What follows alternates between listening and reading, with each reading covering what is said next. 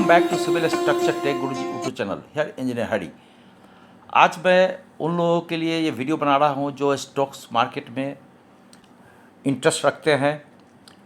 कई ऐसे green energy पर स्टॉक्स है जो काफ़ी पोटेंशियल रखते हैं रिटर्न देने में।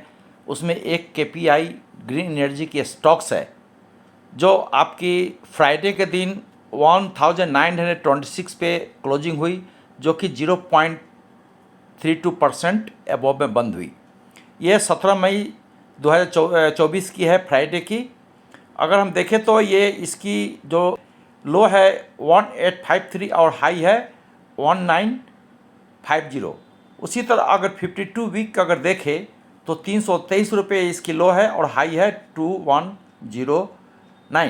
तो हम आगे इस वीडियो में देखते हैं, क्योंकि ग्रीन एनर्जी की जो स्टॉक्स है KPI ग्रीन एनर्जी, इसमें कुछ पोटेंशियल है और ये स्टॉक्स आगे भी रिटर्न दे सकता है।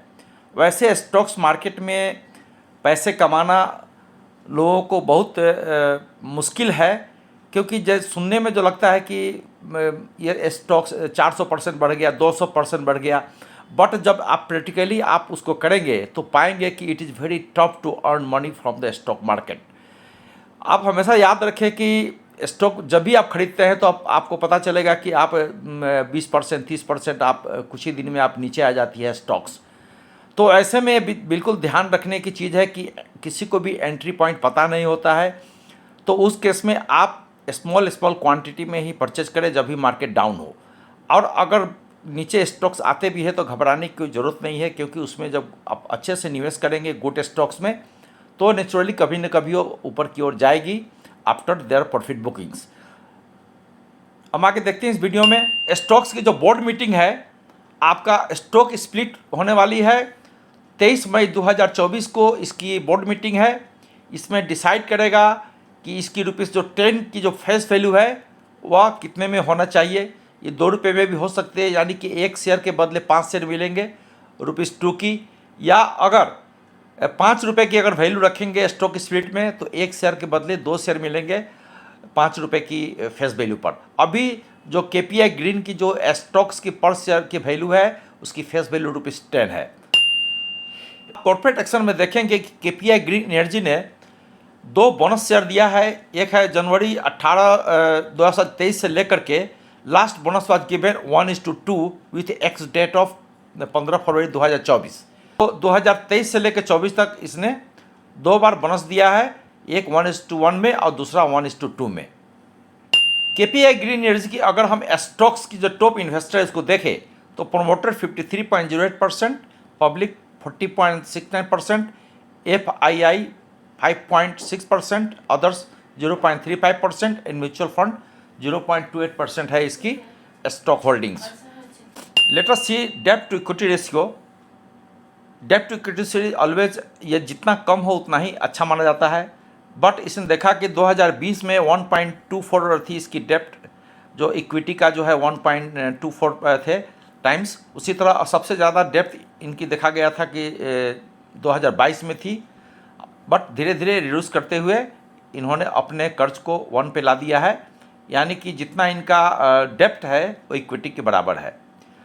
इट इज़ नोट दैट जो डेब्ट होती है कई बार कंपनी अपने लेते हैं, लोन के द्वारा लेते हैं, अपने स्टॉक्स को प्लेस करके लेते हैं, क्योंकि उन्हें कई सारे एक्सपांशन प्रोग्राम होते हैं, कई सारे इक्विपमेंट खरीदने पड़ते हैं और कई सारे जो वर्किंग कैपिटल है उसकी रिक्वायरमेंट होती है। तो इस तरह से उनके जो डेब्ट बढ़ते हैं तो उनकी डेब्ट बाय इक्विटी रेशियो भी बढ़ते चली जाती है। तो इस तरह से अगर उस बाकी चीज़ों को भी ध्यान में रख करके आप देखें तो इस तरह से आप एक अंदाज़ लगा पाएंगे कि ये कंपनी डेब्ट रहते हुए भी ये कंपनी सस्टेनेबल है कि नहीं है। यदि इनका परफॉर्मेंस अच्छा है, ROE रिटर्न ऑफ इक्विटी अच्छा है, ROC अगर अच्छा है, तो आप कह सकते हैं कि डेब्ट रहते हुए भी कंपनी अच्छा परफॉर्म करेगी। अगर एनुअल नेट प्रॉफिट की बात करें तो आप इसे देखेंगे कि नेट प्रॉफिट में आपका 2020 में 6.44 करोड़ थी, बट वो धीरे धीरे बढ़ते हुए आप देखें 162 करोड़ 162 करोड़ हो गई है। तो इस तरह से देखें कि जो इनका नेट प्रॉफिट है क्वार्टर एनुअली वह देखिए 6.44 से बढ़ करके 162 करोड़ हो गई है। तो देखिए कितनी टाइम्स वृद्धि हुई है। इस तरह से कंपनी ने जब परफॉर्मेंस अच्छा किया है, उनकी रेवेन्यू जब अच्छा जनरेट हुई है, तो नेचुरली उनकी जो रिटर्न है वो भी उनको अच्छा मिला, और इस कारण से इनका नेट प्रॉफिट भी काफ़ी अच्छा हुआ है। टोटल रेवेन्यू में अगर देखें तो ये थी 59.55 करोड़ थी, जो कि 2020 में थी। अब जाकर के वह 1030 करोड़ 30 करोड़ हो गई है इसकी revenue.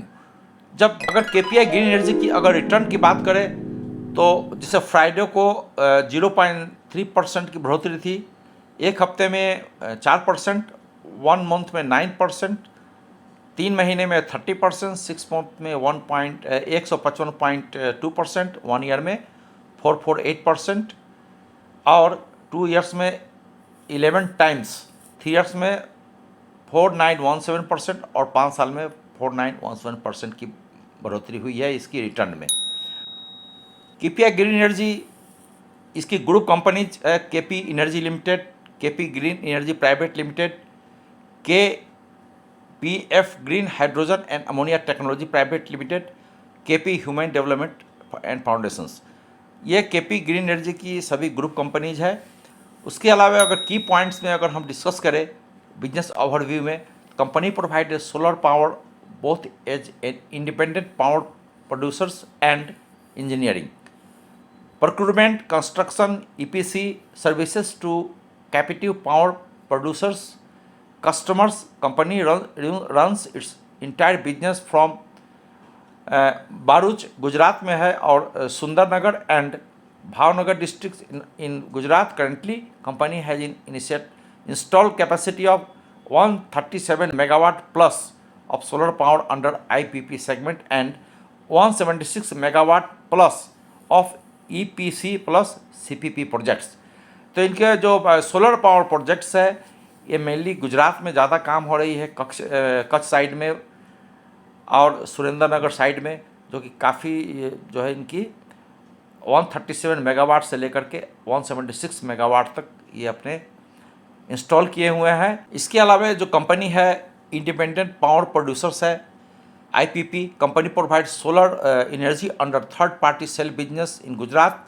It develop and maintain grid connected IPP solar power projects under solarism brand, and company supplies power generated from solar power plant to business houses through power purchase agreements. तो इस तरह से पावर परचेज एग्रीमेंट के तहत खुद ही उन्होंने power को generate करते हैं, सोलर पावर को, और उसको सेल करते हैं अमंग द बिजनेस हाउसेस। अगर कैपेक्स की बात करें तो increase in the companies dept level because of dept funded capex undertaken to increase the IPP capacity. तो आपने इसको देखा कि डेप्ट ऑब्लिक इक्विटी रेशियो जो 1 है, अभी 1 है रिसेंटली, जो कुछ दिन पहले 2 था।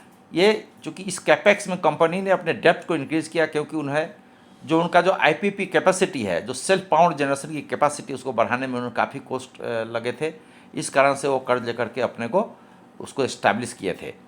कंपनी इनकर्ड डेप्ट funded capex FY 2023 for developing 26.1 megawatt hybrid capacity of KPI jail.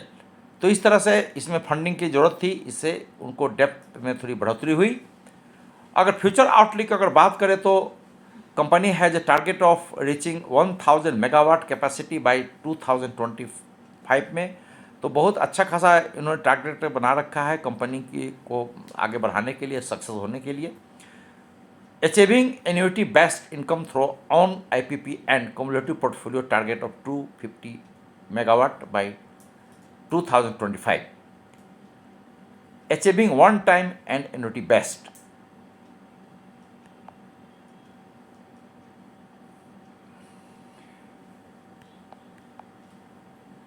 Achieving one time and an annuity based OMS and lease income from CPP with a cumulative portfolio target 750 megawatt by 2025.